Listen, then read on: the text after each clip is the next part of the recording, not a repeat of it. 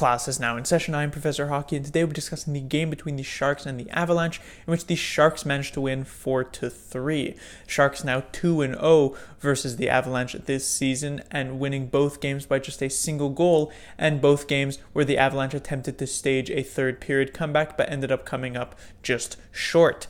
The Sharks in the first period were pretty clearly the better team, and they managed to get a goal for their troubles. Marcus Sorensen, in his first game back after a couple games off with injury after taking a puck to the upper lip, I guess you should say, tips this puck in off of a Brent Burns pass, I guess you could also say, and the Sharks had the 1-0 lead at the end of 20 minutes. The Sharks were even better in the second period, just completely outplaying the Colorado Avalanche. They get a goal from Timo Meier. He sets a new career high for himself with his 22nd. Then Nikita Zadorov responds for the Avalanche with the goal, puts the lead at just a single goal for the Sharks. However, late in the second period, after the Sharks hem the Avalanche in their own zone for a very long time, they catch Sam Girard and Eric Johnson, the defensive duo for the Avalanche, on the ice for a good couple minutes, honestly, since in the second period the defending team has the long change. They're not able to get off the ice. The Sharks cycled it enough until LeBanc finally sends a puck to the net. Tomas Hertl hit the post, and Marcus Sorensen bangs it home for his second of the game. Come third period, though, of course, the Sharks' lead was not secure. The first game against the Avalanche this season, the Sharks had a 5-2 lead going into the third period. It only ended up being a 5-4 victory, and so a 2-goal lead was not safe. The Avalanche showed just how not safe it was by getting a power play on a pretty weak call on Brendan Dillon. They get some lucky bounces here that ends up on the stick of Mikko Rantanen. He brings it to within one. The Sharks respond with a power play goal of their own, Joe Pavelski's 36th of the season, as he moves ever so closer to goal number 40.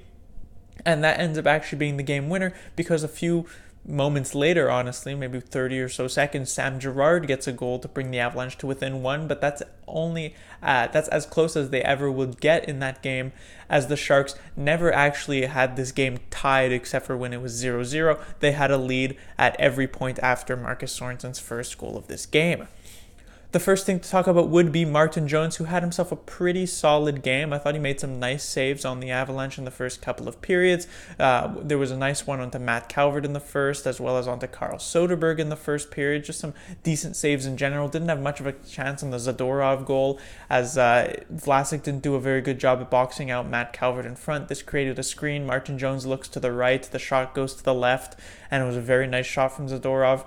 Then Mikko Rantanen's, as I said, some pretty lucky bounces that allow this one come straight to his stick for the easy tap-in goal.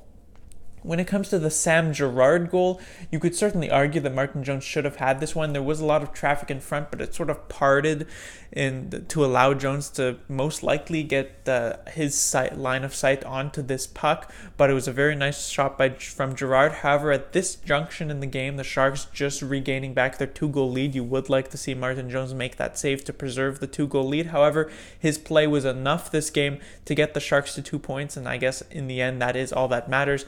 They now are 5 points behind the Calgary Flames for first place in the Pacific Division, as well as, also quite important, they remain 9 points ahead of the Vegas Golden Knights for second place in the Pacific Division. The Golden Knights having gotten on a bit of a roll here ever since they picked up Mark Stone at the trade deadline. They were winners in Anaheim tonight. Next is probably the Sharks' MVP of this game, Kevin LeBanc, getting a couple of assists on the Marcus Sorensen second one, as I mentioned, but also a beautiful assist on Pavelski's 36th. First of all, just this play to get into the zone just completely outmaneuvers Carl Soderberg to just move into the zone. Eventually, they pass the puck around. LeBanc gets it back. He moves in as Soderberg was covering the potential pass back to Brent Burns. He fakes out basically everybody on the Avalanche squad, including Semyon Varlamov, who is playing a very good game tonight. He gets this pass through a couple of Avalanche sticks right to Joe Pavelski, who gets the easy tap in. And it wasn't even just the 2 assists for LeBanc tonight. I mean, there was one play where he outmuscles Nikita Zadorov, a 6'5" beast from Russia, over 200 pounds. He outmuscles him, gets this puck to Donskoy in front, who just misses wide of the net. There was a shift late in the third period where he ends up, also putting in some good work there, gets a very good chance in front, just can't bury it past Varlamov. And so just a very nice game for Kevin Labanc, who continues to prove himself here in this top 9. He was even promoted to the second line in this game because Evander Kane's injury kept him out of this lineup tonight. He played with Hertl and Donskoy, and he makes a good case for himself that when Kane does return from injury, it could potentially be Jonas Donskoy heading back to the fourth line and Labanc keeping a spot either on the third line and they move Nyquist up, or on the second line to play with Hertl and Kane. Next to talk about is, of course, Gustav Nyquist, as I'll give another update on the newest San Jose Shark. He played again with Joe Thornton as well as Marcus Sorensen, who, as I said, came back into the lineup tonight. And this was a very good line for the San Jose Sharks here tonight. I thought they got a lot of good chances. You could tell that there is some chemistry beginning to develop between Nyquist and Thornton, although it's certainly not all the way there yet. I think the major representation of that is the 2-on-1 that Nyquist and Thornton had. Nyquist passing the puck to Thornton, who passes it right back to Nyquist. I don't think Nyquist was prepared for that, and so it sort of never really leads to anything, that 2-on-1. But I thought Nyquist had some pretty good chances. We got to see his speed in this game, which was pretty nice, as he got a decent shot off that Varlamov had to make a good save on. And so I think he's very, very close to breaking through here for his first point as a Shark, as well as potentially his first goal as a Shark. And as I said, once Kane returns from injury, which could be as soon as the game on Sunday against the Blackhawks, it'll be interesting to see whether or not Nyquist remains here with Joe Thornton on this third line, or if he gets a chance with Hertl and Kane on the second line.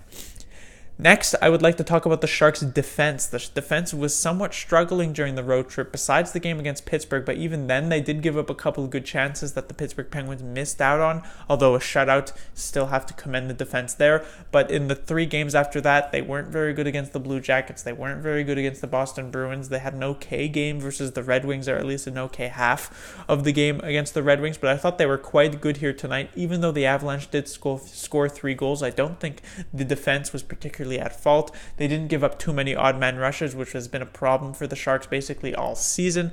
I don't even know if they gave up more than one odd man rush, if I could even point to a single one. I think Soderberg had a decent chance on a power play, if you could really call it that.